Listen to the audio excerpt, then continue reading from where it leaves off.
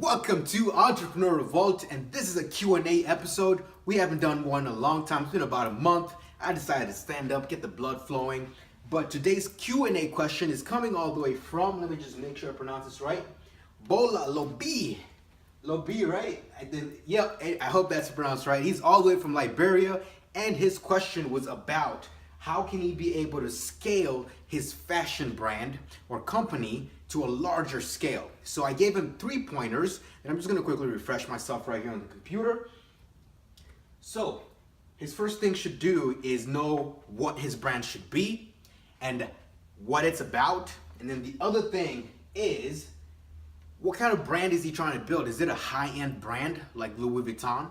Or is it kind of like more medium-sized base like Nike, where it's both high-end but also for the regular consumers, middle class, and then also lower class and etc. And then the final point is, who's going to be wearing this? Who's the demographic?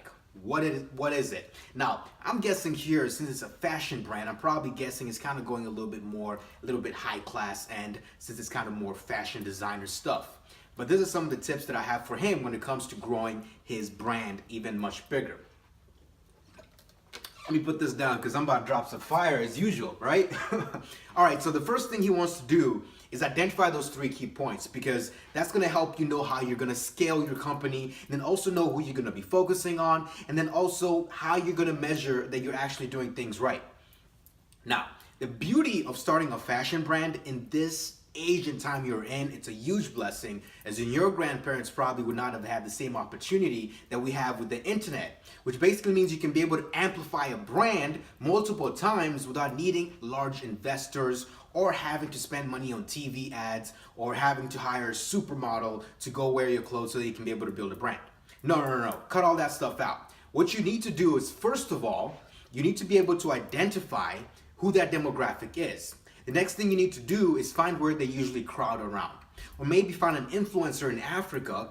You're in Liberia, right? Find a blogger. You know, if you're targeting clothes for women, find a woman blogger who's really known for fashion, and then send her free clothes.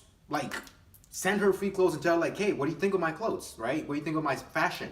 And if she loves it, she's gonna wear it. And if she has 100,000 Instagram followers, guess what's gonna happen? It's gonna be on Instagram. The next thing you know, people are commenting on the influencer's Instagram like, hey, where can I find that? So that's a way you can be able to grow your fashion brand organically. Now, I'm not really a fashion person, a fashion guru, or anything like that, but when it comes to me, one of the ways you're able to find clothes, or especially for men, since we don't shop too often, it's usually like right in front of us. Like, we see it, we buy it, right? Because women behavior and male behavior is different when it comes to shopping, so that's where you have to know your demographic. So the one thing you want to do is kind of put that stuff in front of people who are fashiony, okay? And then also put it in front of people who don't shop a lot, and be able to measure who's going to be your main customer base. After you know that, then you can be able to actually start finding places on the internet where those different communities are able to come together. Now, he didn't just say, as in, Bola did not just say that he wants to grow up a fashion business. He said he wants to make it bigger. He quoted big.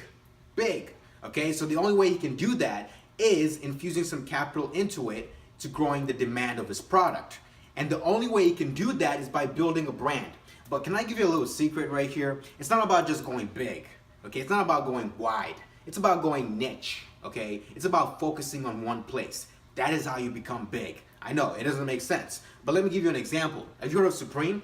Maybe you've not, maybe you have. But it's a company that's a fashion company. It's not really fashion, but it's a kind of designer clothes. It has like a Supreme logo, and people are buying it like crazy. Like, it sells out every time they release it. Why is that? Because they went deep into the skateboard market and they stayed there for a while. And now you see rappers and hip hop, you see some musicians here and there just starting to wear it, and more people have a demand for it, right? It's kind of like Yeezys.